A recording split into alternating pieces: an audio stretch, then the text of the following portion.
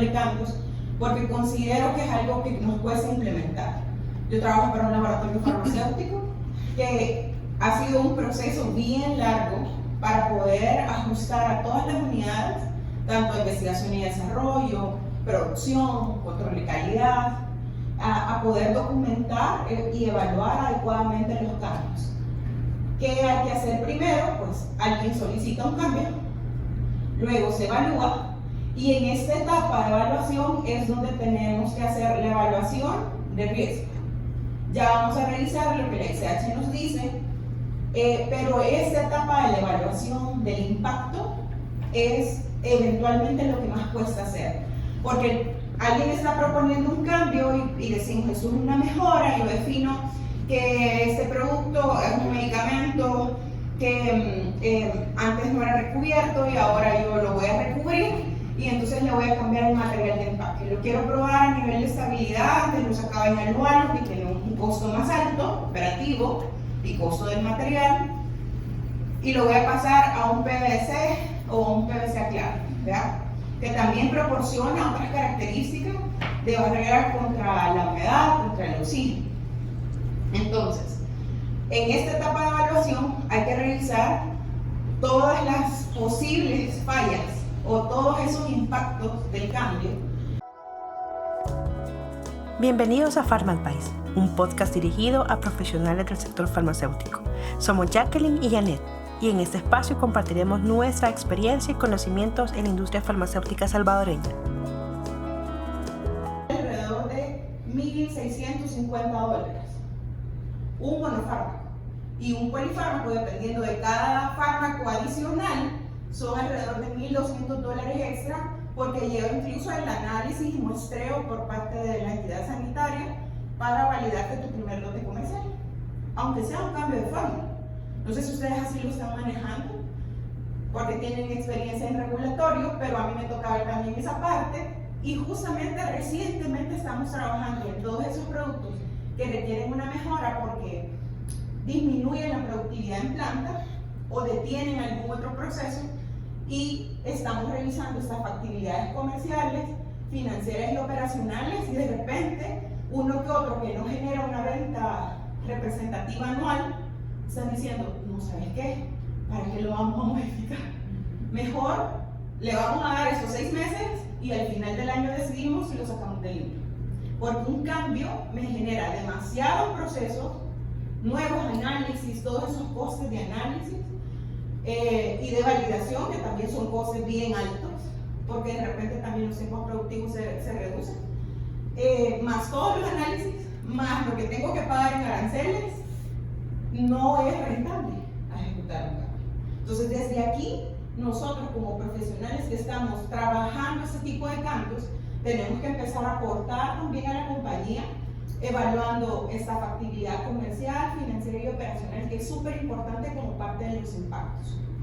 Ahora bien, también qué disponibilidad de recursos se tiene, porque cuando decimos vamos a volver a correr una estabilidad o vamos a volver a correr una validación de proceso, sabemos que no es un proceso sencillo, ¿no? O sea, ¿cuántos profesionales están ahí alrededor de un proceso, de unos estudios de estabilidad, más mi espacio en cama, más mis tiempos de análisis, más mis costes de reactivos, columnas, estándares, ¿no es cierto? O sea, empieza a salir una cuentita un poco linda.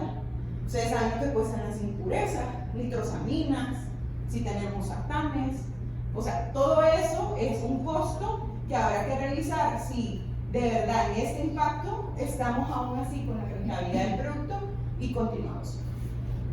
Ahora bien, ¿qué acciones? El siguiente paso será qué acciones de mitigación voy a ejecutar, que sean previas al cambio o posteriores al cambio. Los nuevos estudios de estabilidad, los lotes pilotos a escala industrial, la modificación o renovación del registro sanitario, lo que estábamos conversando, porque cuando sí es una actualización o modificación del registro sanitario, cuando yo mantengo mi principio activo con mi concentración y la sal que estoy utilizando. Pero ¿qué tal si mi propuesta de cambio es de no ocupar un tipo de sal, sino que otra? ¿Qué aplica ahí? ¿Aplica una modificación o aplica un nuevo registro? Un nuevo registro, ¿no es cierto? Entonces también un nuevo registro tiene otros costes. Y ahora cada vez la entidad sanitaria ha propuesto el 50% de los aranceles. A partir de enero del 2025 va el 75% de los aranceles y a partir de enero de 2026 el 100% de los aranceles del nuevo decreto que salió en diciembre. Entonces, ojo con eso, porque si hay aquí alguien de regulatorio, tendrá que asesorar perfectamente esta implicación, ¿no es cierto? Que habrá que revisar. ¿No sabían eso? A mí porque me toca lidiar también con esa parte de ahora la Dirección Nacional y ya luego la Superintendencia, ¿no? Pero todas esas cosas, nosotros como profesionales que estamos siendo los asesores técnicos en la compañía, debemos estar ¿no? O sea, poder realizar ese tipo de situaciones, un cambio de especificaciones, modificaciones a los planes que ya tenés definidos, protocolos, modificar recetas en los sistemas informáticos, que ojo con esto, a veces esto se deja de lado o no se controla adecuadamente y esto ahora por validación de sistemas informáticos o por la parte que el CFR 21 habla de la parte de integridad de datos, hay que tener muy presente que esto debe estar bien documentado, quién puede modificar y quién autoriza una modificación en un sistema informático de una fórmula cual y cuantitativa. Y los entrenamientos que también tienen sus costos y sus tiempos. Ahora bien, importante es cuando se maneja el cambio, definir un plan de implementación y algo que funciona mucho es hacerte cada una de estas preguntas y por lo tanto responderlas en tu plan de implementación. ¿Qué hacer? ¿Qué paso voy a ir llevando para implementar el cambio? ¿Quién lo va a hacer? ¿Cuándo? ¿Cómo? ¿Con qué? ¿Quién hará el seguimiento? Que era lo que les decía, que de repente falta mucho el cierre, el seguimiento. Nos falta de repente, o sea, sí ya estamos dando pasos para aprender a documentar los controles de cambio, las desviaciones, pero muy poco le enfocamos al seguimiento. Bueno, a nosotros nos ha pasado mucho. Y el cuándo, que sí es importante porque hay que definir tanto la fecha en que yo lo voy a ejecutar como cuándo le voy a dar seguimiento. Porque si sabemos que vamos a llevar estudios de estabilidad nuevos, sé que le debo dar seguimiento a los 3 meses, a los 6 meses como mínimo, para ver si la efectividad del cambio propuesto es aplicable. O sea, si cumple el estudio de estabilidad, todos continuamos en nuestro carrito siguiendo las demás actividades que lleva el cambio. Ahora bien, entonces, ¿en qué momento? También parte de los impactos y para el seguimiento es, eventualmente, si tengo que notificarle al ente regulador, si de repente algo de esto afecta mi certificación de BPM. ¿Cuándo va a afectar un cambio de material, una certificación? Por ejemplo, si yo agrego una línea de empacado o una línea de producción adicional, va a afectar mi certificación. La NM ahora en sus nuevas guías, a la hora de implementar incluso los aranceles, también así están divididos ahora, cuando uno solicita una auditoría de buenas prácticas de manufactura, debe declarar las líneas principales y las líneas subsecuentes, le llaman ellos en la guía. Entonces, puede ser que impacte a la certificación si yo tengo que agregar una nueva máquina, porque, por ejemplo, hasta ahorita yo solo manejaba lámina rígida de aluminio y voy a agregar una máquina que maneje algo. Obviamente siempre es un área de empaque primario, pero yo debo actualizar el expediente maestro del sitio de fabricación, debo actualizar mis planos, debo agregar esos nuevos flujos, ¿no es cierto? Prácticamente me afecta por lo menos el 60% de planos del expediente maestro del sitio de fabricación. Entonces, ahí puede impactar la certificación de buenas prácticas de manufactura. ¿De acuerdo? Que de repente a veces nos cuesta llegar hasta ahí en estos niveles de evaluación de los cambios, pero ahora cada vez la entidad está poniendo más reglas y tenemos que estar actualizados en ese sentido. O de repente se afecta el registro sanitario, como ya lo vimos. Entonces, en esta etapa de implementación, el seguimiento muy importante para darle el cierre. El cierre es definir si el proceso o el cambio fue efectivo y le damos hasta llegar a la entidad reguladora, o que no fue efectivo.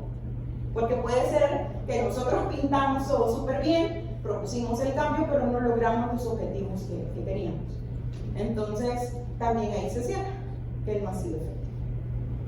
Ahora bien, ¿qué nos dice la ICH 9? Gracias. Solo me dan un segundito.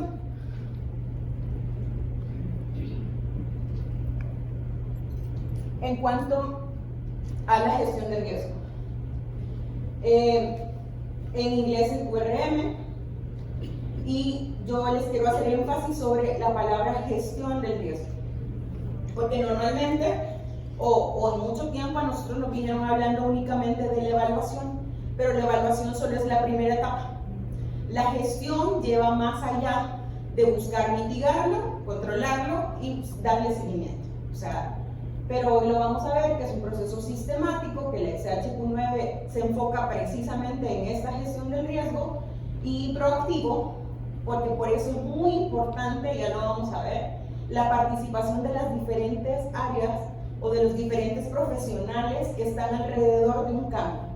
Por ejemplo, seguimos, si es un cambio de material de empaque, debe participar ingeniería y mantenimiento, porque hay que ver esos impactos. O sea, no solo lo puede ver el área de desarrollo o el área de calidad o gestión o aseguramiento, sino que debe participar ingeniería y mantenimiento. Por eso debe ser un proceso sistemático y proactivo para identificar, evaluar, controlar, comunicar y revisar los riesgos. Y yo he marcado identificar y comunicar porque son las cosas que más cuestan. Ya a la hora de implementarlo, la parte de la comunicación de todo eso que hemos detectado y qué medidas, controles preventivos podamos tener actualmente y nos baja el número de probabilidad de riesgo, que ya lo vamos a ver, y qué acciones también debemos implementar para disminuirlo.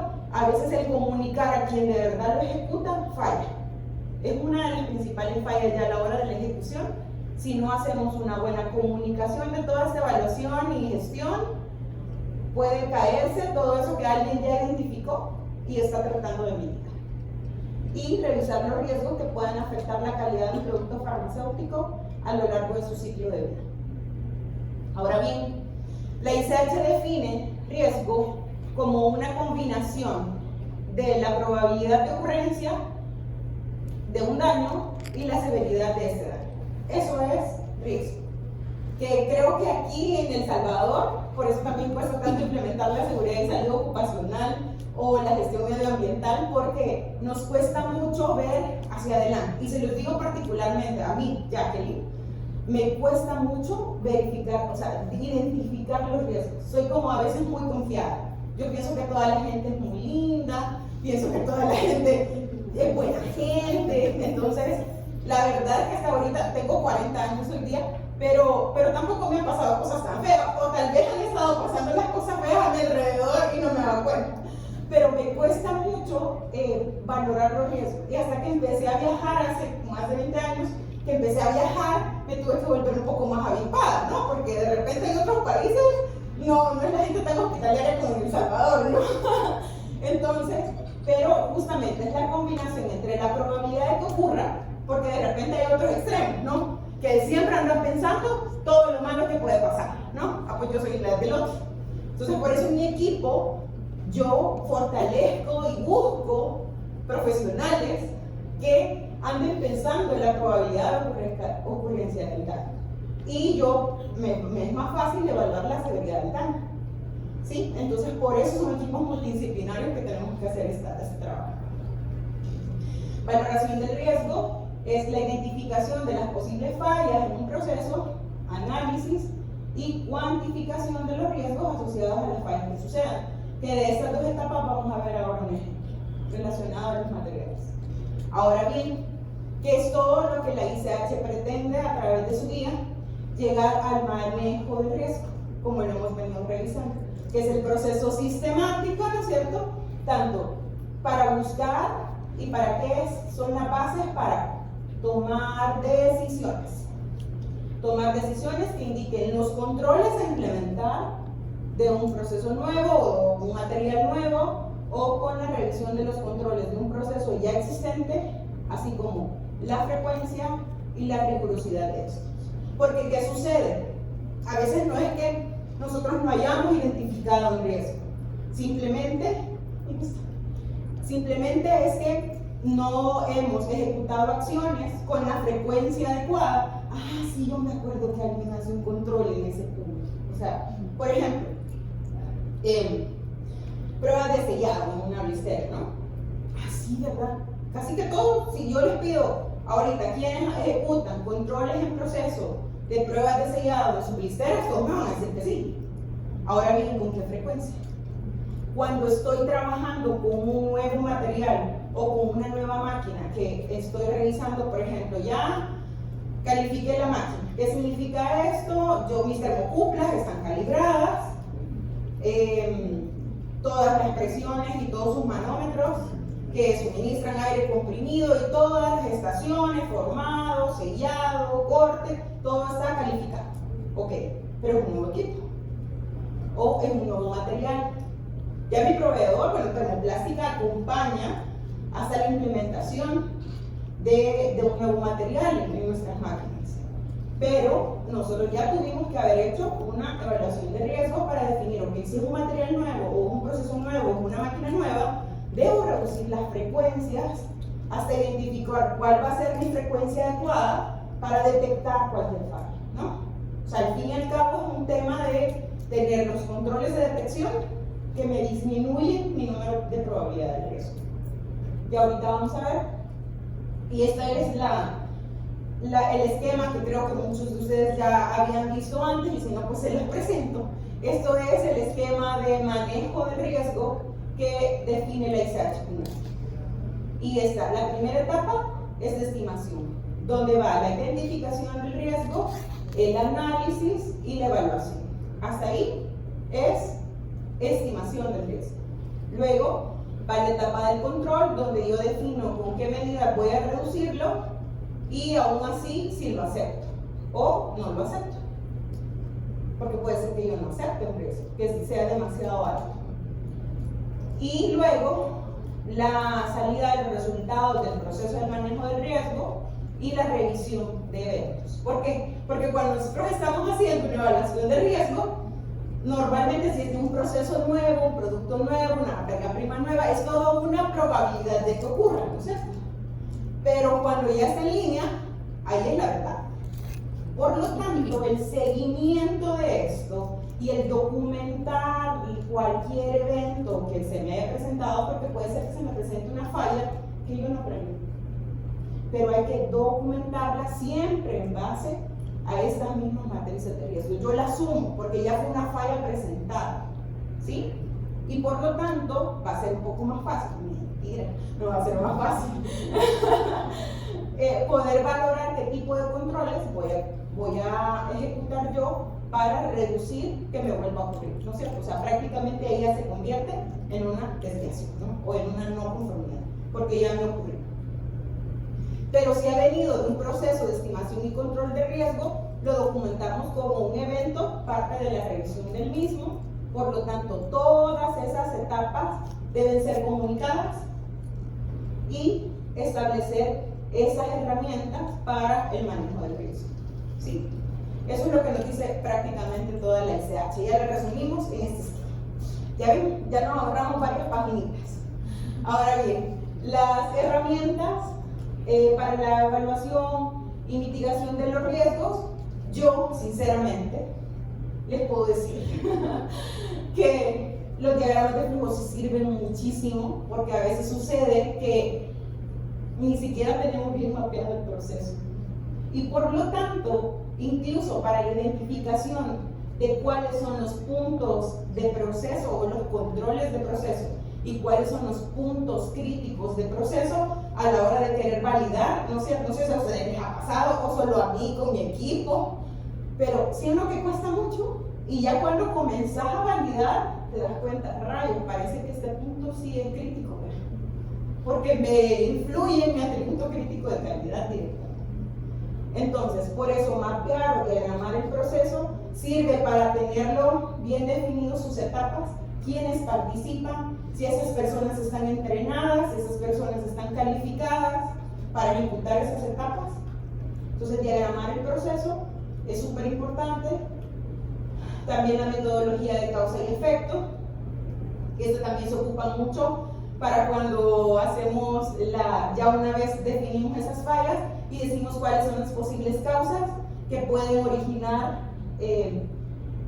ya sea con diagrama de Chicago, que este funciona mucho, o el pescadito, o a veces nosotros le decimos la anguila, ¿verdad? Porque nos quedan muy chiquitas, son muy chiquitas, o sea, no queremos decir, híjole, las causas andan por aquí, ¿verdad? A veces. Entonces no nos sale un pescado robusto, sino que nos sale una anguilita, porque queremos poner cositas chiquitas, ¿verdad? Para la entidad sanitaria, sobre todo. Ya veo, porque se ríen es porque les pasa, ¿verdad? Entonces ya no son tan pescadotes, sino que anguilas. Ahora bien, lluvia de ideas, que también esto es importante, por eso les decía el hecho de que sea un equipo multidisciplinario, ya lo vamos a checar, un análisis de diagrama de árbol, que este es como árbol de fallas. Aquí se grafica y se trata de identificar estos análisis de causa raíz, ya sea de las fallas como tal. Este es un poco complejo, a mí no me encanta tanto, pero tengo que ponerlo porque la guía lo dice. Pero en la práctica, incluso a nivel de procesos, ya procesos de producción como tal, sí es muy aceptable el HACCP porque ya le ayuda a uno a detectar los puntos críticos de control que te sirven para la validación.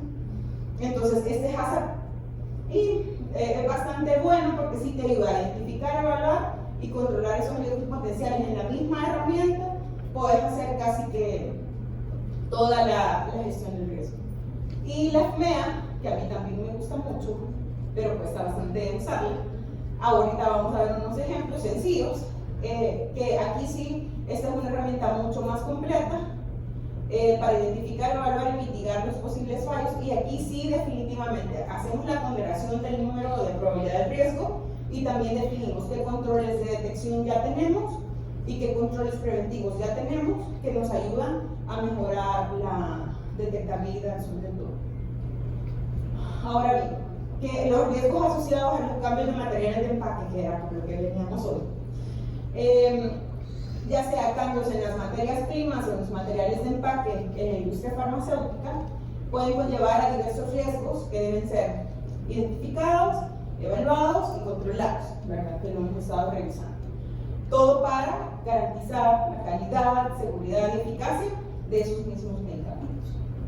Ahora bien, ¿qué ejemplos podemos tener de estos riesgos para la calidad del producto? Incompatibilidades, que a veces en nuestra revisión bibliográfica, cuando estamos haciendo el desarrollo de los medicamentos, no logramos verlo, porque es difícil que en un libro encontres precisamente todas las incompatibilidades, ¿verdad? O sea, sobre todo cuando estás probando nuevos excipientes o principios activos que tienen muy poca bibliografía, sucede que ya te das cuenta de estas incompatibilidades hasta que ya estás revisando la estabilidad del producto.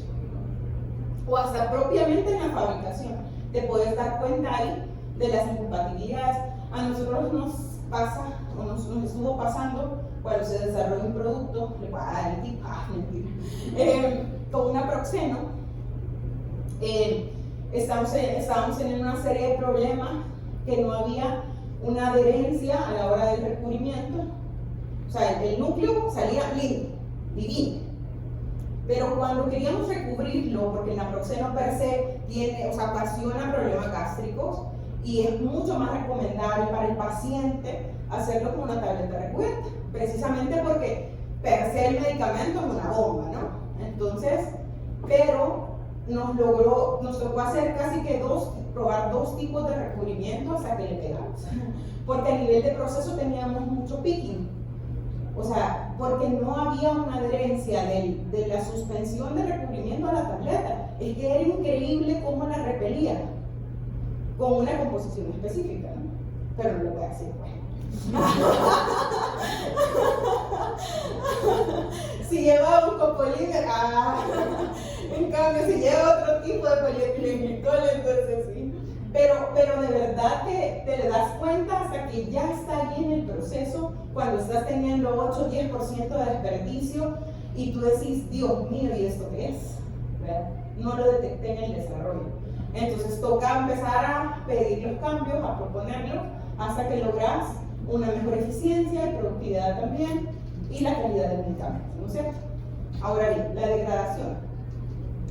que últimamente, ustedes no me dejarán mentir, con todo este tema de impurezas, de nitrosaminas, para los que manejamos compuestos relacionados a los sartanes, ha sido todo un know-how, ¿no? O sea, sobre todo porque el desarrollo de los métodos analíticos para llegar a cuantificar a estos niños es todo un rollo, ¿no es cierto? Pareciera que ustedes tienen experiencia, Mayra, ¿sí? En análisis. Y sobre todo a la hora de describir los métodos, a mí me parecía bien chistoso porque ese método de identificación de nitrosaminas en valsartán lleva 7 ediciones. ¿Por qué? Porque hemos tenido que probar casi 3 tipos de columnas, de la de $2,000 hasta la de 7,000, ¿no?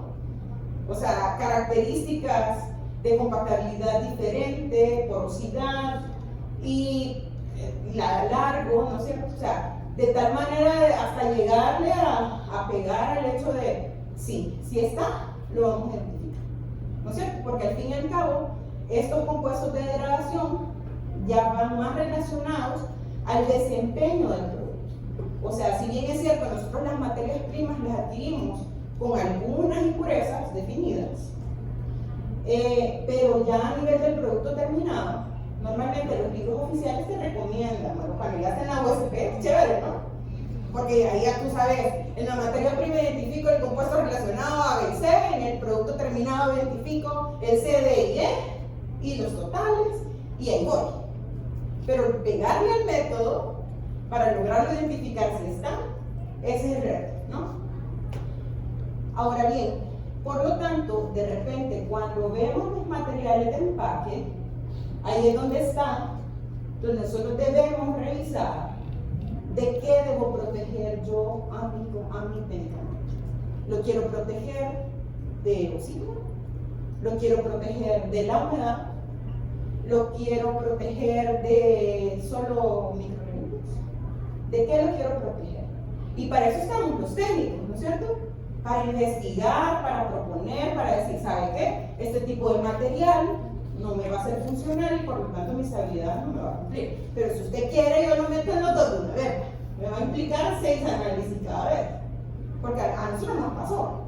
O sea, de repente no querían que siguiéramos ocupando un material tan caro y luego, vale, nos vamos a ir al de mediano precio, llevemos los 2 materiales. Es un costo adicional.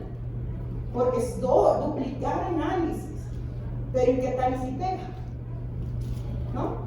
O sea, por eso eventualmente hay tabletas de referencia. Nosotros que trabajamos con genérico, no sé si es el caso de ustedes o todos nosotros, pero eventualmente por eso recubrir las tabletas puede también ayudar a protegerla de tal manera de que el material de empaque que yo defina pueda manejarse ese tema de los costos, ¿no es cierto?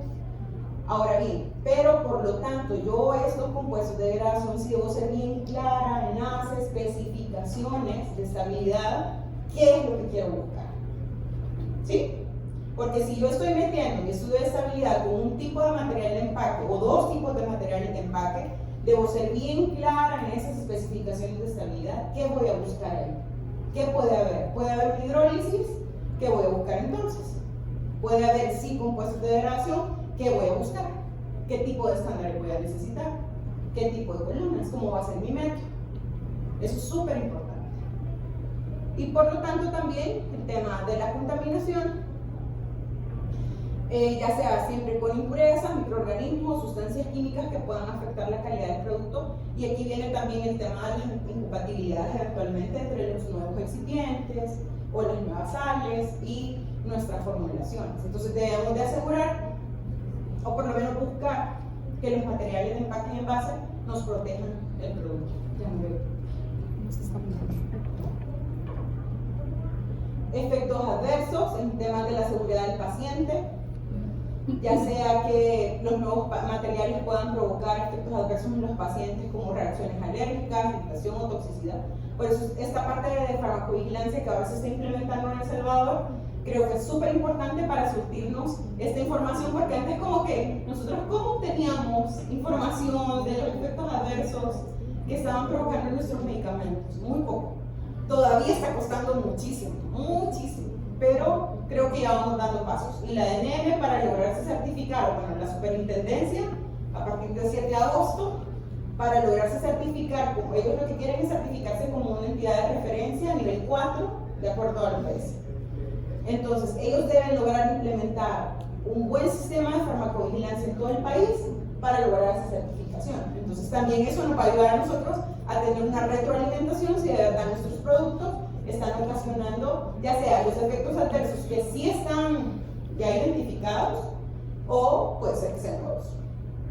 Y habrá que ver la unidad de investigación y desarrollo, más el ente regulador o la área de asuntos regulatorios, aseguramiento de calidad, ¿qué vamos a hacer alrededor de eso, no? Va a ser bien interesante.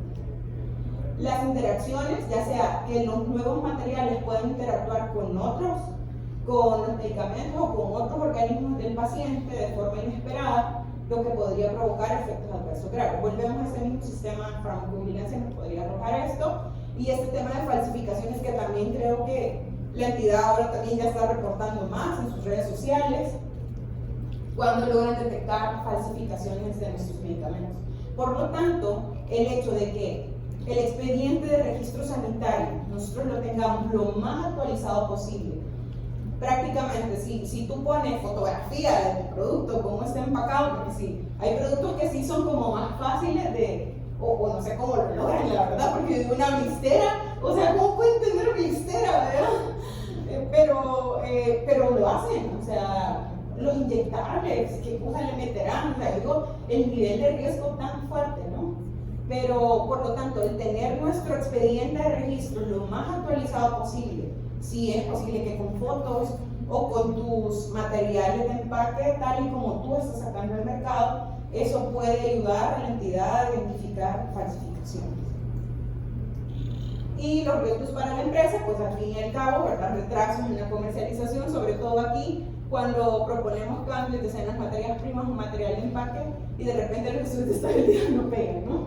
Entonces, ahí es como, ¿y cuánto tiempo lleva esa molécula en desarrollo? ¿No es cierto? Ahí empiezan los dueños o la alta dirección a decir, ¿y cuánto tiempo llevamos en seguimiento con ese producto nuevo? Ah, es que lo he probado con este tipo de excipiente, lo he probado con estos materiales de empaque, pero no da, ¿no? Entonces, o el método analítico no lo logro validar, por lo que conversábamos a nivel de impurezas y demás. Los costos adicionales, puede ser que los nuevos materiales sean más costosos y lo que puede aumentar esos costos de producción y reducir los márgenes de ganancia. Sí, por eso es importante evaluarlo cuando hacemos el análisis del impacto, ¿no es cierto?, del cambio. Y los problemas regulatorios, que Dios no quiera, o al fin y al cabo, por ejemplo, ahora los cambios en las materias primas, la entidad también está pidiendo que se haga la inscripción de todas las materias primas que importamos. Entonces ahí nos está obligando, porque digo, pues sí nos está obligando, a que estudiemos bien qué es lo que estamos comprando. O sea, a nosotros nos estaba pasando con un principio activo que de repente había un fabricante que no declaraba una rotación óptica, el otro sí, uno declaraba unos tipos de impurezas, el otro no. Y entonces era como, ay, ¿cuál es nuestra especificación? Que yo no sé si les pasa a ustedes, ¿verdad? Pero a nosotros, a mi equipo, sí nos cuesta ese tema de las especificaciones de materias primas. Porque además, como hay tanta oferta de algunas moléculas, ¿no? Entonces, si tú no estás bien claro de cuál es tu especificación de materia prima, te pueden meter casi cualquier cosa. Que al final eso puede originar impacto ya en los procesos. O esas incompatibilidades porque no es la misma rotación óptica incluso. Puede darte problemas, fallos de análisis también. Entonces, es súper importante ese tema de las especificaciones, incluso otra de las licencias, la Q6, sí habla más sobre las especificaciones de las materias primas.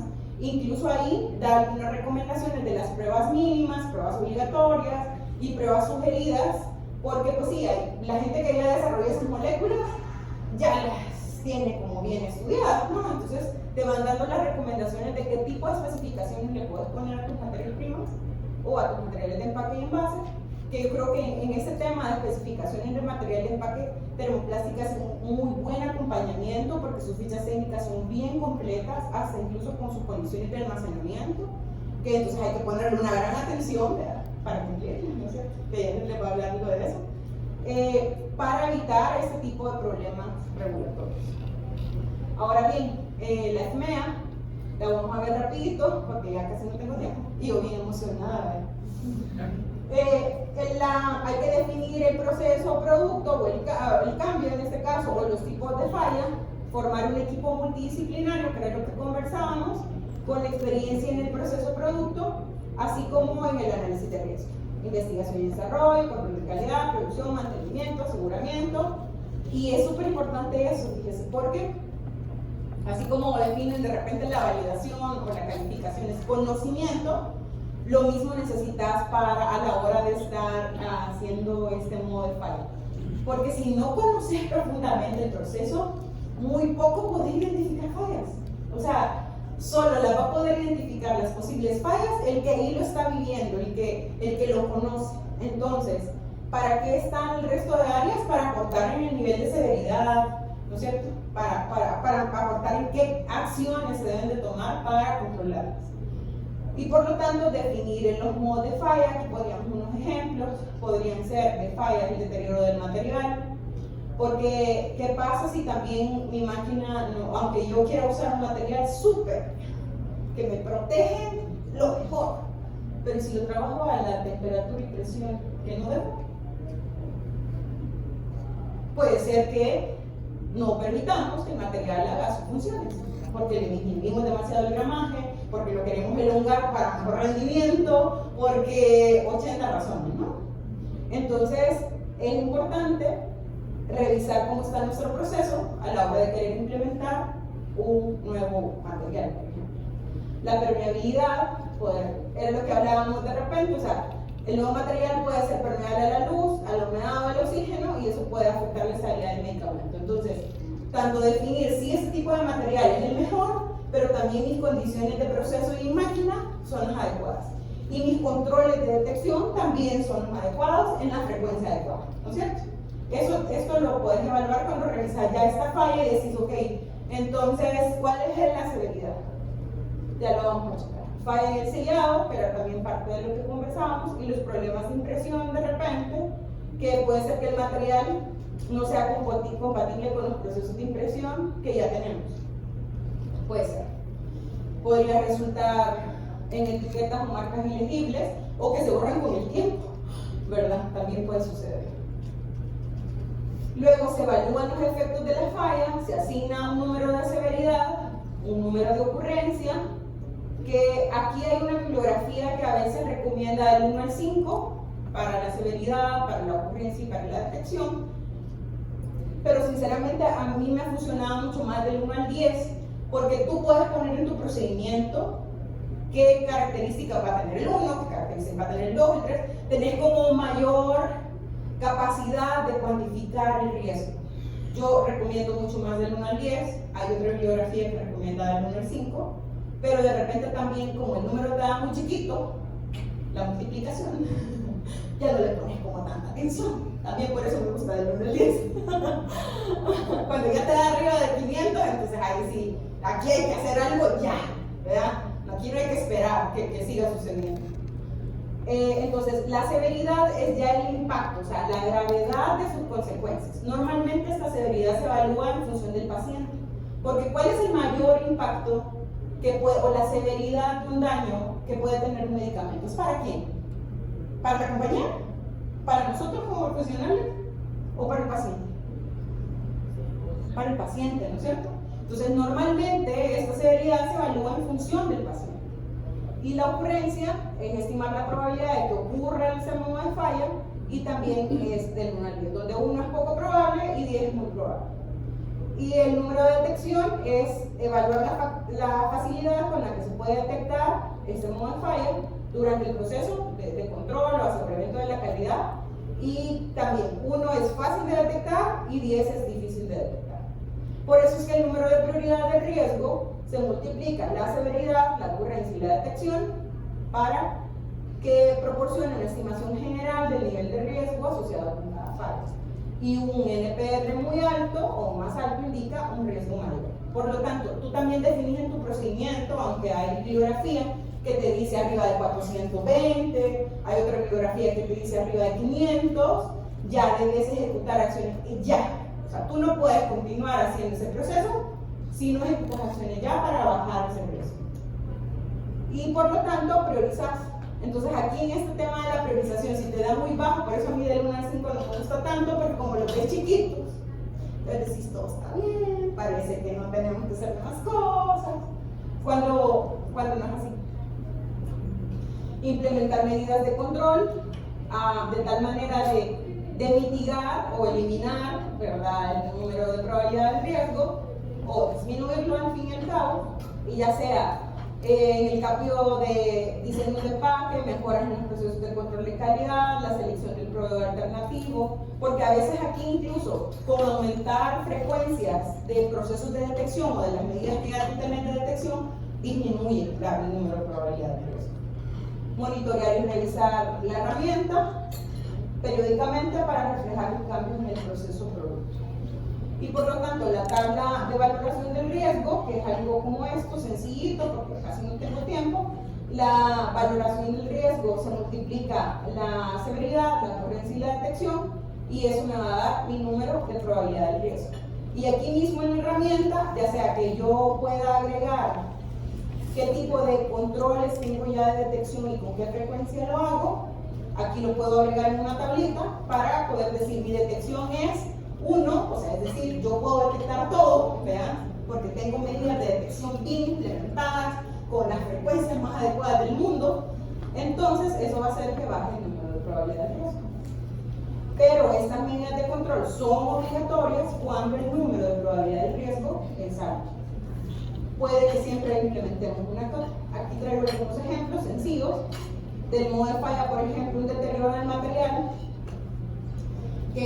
liberación de impurezas. Una severidad del 10 porque impurezas a largo plazo, por ejemplo, medicamentos crónicos, si yo estoy dando, si bien es cierto, mi medicamento cumple, en el estudio de estabilidad decimos a tiempo cero, una detección de impurezas, a los 12 meses ya hay una cuantificación, a los 24 meses ya hay una, pero a los 36 meses, que es como anda en el mercado, siempre está dentro de las especificaciones, pero ya hay una cuantificación de impurezas.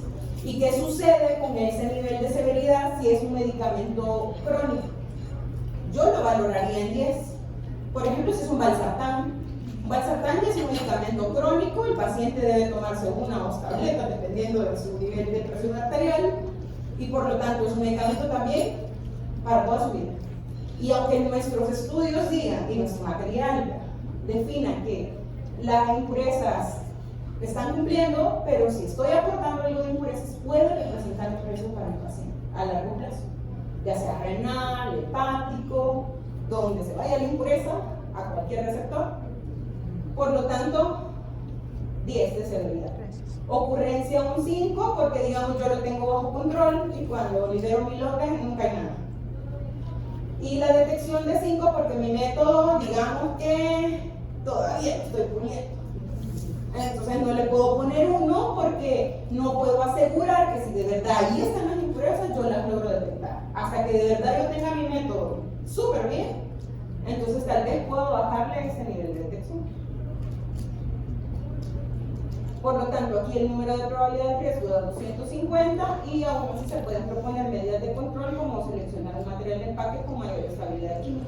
Y ahí termoplástica nos puede ayudar, ¿no es cierto? También con el tema de la permeabilidad, si afecta la estabilidad del medicamento, porque yo estoy teniendo una hidrólisis, una baja de potencia, estoy teniendo ya sea una oxidación y por eso se me baja la potencia, o tengo un tema de apariencia también, porque tengo hidrólisis, tengo oxidación. Entonces, ahí a un nivel 8, porque puede ser que sí llegue el impacto al paciente, un nivel 4 de ocurrencia, porque son los que me puede pasar, y un nivel de detección 6, porque tal vez mi método o mis especificaciones no las tenga como bien definidas. Entonces habrá que realizar pruebas de permeabilidad del nuevo material de empaque y aquí implementar cualquier otra medida de acción a nivel analítico también, por ejemplo. Y aquí dan 192. Y la falla en sellado, que aquí ya sea entrada de contaminantes o ya sea pérdida del medicamento o que estoy teniendo problemas con la estabilidad del mismo. Y aquí si el nivel de severidad puede ser 10, un nivel de ocurrencia 3 y un nivel de detección 3, porque yo sí puedo detectar con mis pruebas de sellado Por eso de repente aquí agregarle una casilla donde yo diga cuál es mi medida actual, mi control actual de detección y qué frecuencia le estoy ejecutando, ayuda para valorar mejor este nivel de detección. O sea, ¿será que sí puedo detectarlo siempre que yo ejecuto mi proceso? ¿O casi siempre? ¿O lo tengo ese mecanismo de detección automatizado? Por ejemplo, si fuera un mecanismo de detección automatizado, casi caí ninguno. Porque prácticamente siempre, si el sensor está bien, si mi máquina está bien, siempre lo puedo detectar. Implementar un proceso de control de sellado más riguroso, con mayor frecuencia, puede ser una de las medidas de control. Ahora bien, el análisis de riesgo es una herramienta útil para disminuir los costos de operación en el manejo de los cambios de materia prima y material de empaque, porque nos permite visualizar en ese control de cambios todos esos impactos, y cuando empezamos a analizar con el equipo multidisciplinario cuáles pueden ser las fallas, es más fácil decir, ¿me meto al barco o mejor busco otra alternativa de mejor? Entonces, sin entrar en incurrir en costos, si hacemos una buena evaluación, si hacemos una buena identificación, una buena evaluación nos puede permitir tomar mejores decisiones a la hora de proponer los cambios, que al fin y al cabo, pues una empresa es un negocio, ¿no? Entonces, aportamos desde nuestra parte técnica a que esto no influya. Obviamente, nuestra gran preocupación es no afectar la calidad del producto, pero para la organización también debemos asegurar que no representen costos adicionales o en la productividad. Y es imprescindible aplicar un modelo. Este programa no pretende ser un sustituto de la formación profesional, la capacitación técnica o el asesoramiento especializado. Pharma Advice, conducido por Janet Romero, queda exento de responsabilidad de la manera que se utilice la información aquí proporcionada. Los oyentes de Pharma Advice son responsables de tomar sus propias decisiones profesionales y de evaluar críticamente la información que se presenta en el podcast. ¿Tiene alguna pregunta o necesita asesoría especializada en el ámbito farmacéutico? No dude en contactarnos. En Pharma Advice ofrecemos servicios de consultoría personalizados para ayudarlo a alcanzar sus metas profesionales. Contáctenos vía WhatsApp o correo electrónico.